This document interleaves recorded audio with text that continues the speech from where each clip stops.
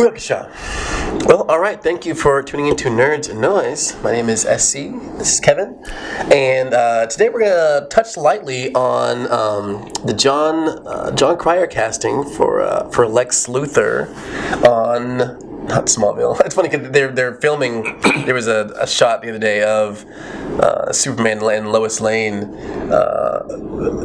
filming on the Smallville farm from Smallville. Oh.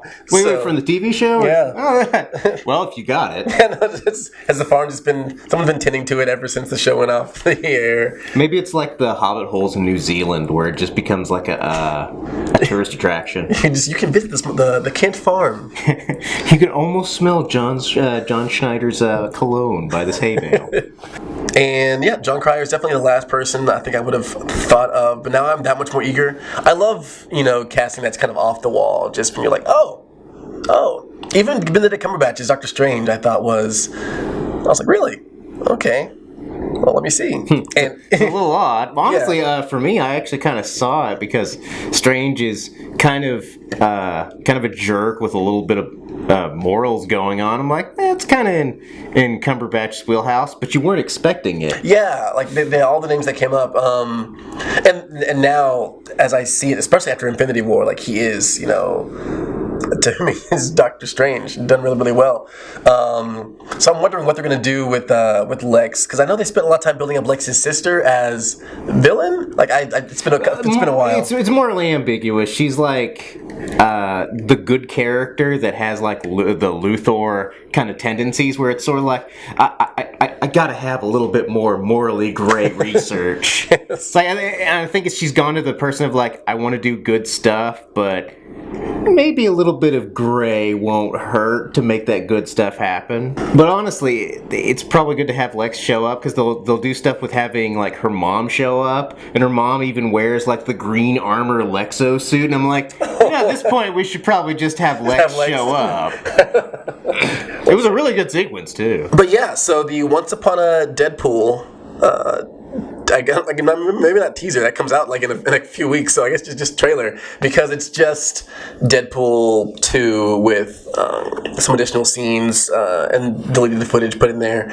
But yeah, Deadpool kidnaps Fred Savage, and I guess the big joke is obviously, it's gonna be just like a kid's book, and Fred Savage is like, I'm a grown man. And, it's very Deadpool, self-referential, and they found the only way to make it happen. You're like, oh, you're going backwards. Instead of an R-rated version of a PG-13 movie, you're doing a PG-13 movie of an R-rated movie. But they're like, we're going to do it like Princess Bride. You love Princess Bride. Yeah, we love Princess Bride. We love references. That's why we come to this movie. It's very true. It's funny that they make the crack about being licensed through Fox and what that's going to mean for Deadpool after the acquisition, I believe, goes through at the beginning of... That the acquisition goes through in January. So, I don't know, I guess this big... elephant in the room of, is Deadpool ever going to actually show up in the MCU? Because technically he could, even if like Cable and Domino didn't, Deadpool as a character could, and it could work. That's a weird wheelhouse. I don't know how Kevin Feige feels about it, because it's kind of his baby. Yeah. And it's funny, it always seems like he's kind of soft in the Marvel Universe just because of all the fourth wall references he makes. So you're all like, oh no, he's technically not in there, but he'll still reference other movies. Yeah, some people, were speculating, is this their way of, either the people at Fox trying to find a way to be like, see, look, we can make this work, or them trying to find a way to smooth. And I doubt it's up that far ahead, because it seems Kevin Feige is really worried about his own things. But if because I've said before, Deadpool is not inherently rated R. Like, we made those movies, and that's fine. But Deadpool showed up in video games and cartoons, and it's still... Yeah, and his original comics were... Most of the comics, they couldn't... They couldn't do any R-rated stuff until much, much later. They had to make their own R-rated comics. So even the violence in Deadpool would be just hard PG-13 at worst. Yeah, even the Cable and Deadpool comics that they had back in the early 2000s. Like those were, violent and goofy and might have a little slightly more edgy humor. But until like Deadpool Max and the movie, it was. There's plenty of more adult comic heroes at Marvel. Like even Wolverine comics. Yeah. That was the one thing about Logan. It's like, oh, you actually get to see him puncture people because in most comics and the PG-13 stuff, you're all like. It's like, what happened to all those soldiers we just passed? I took care of them. Yes.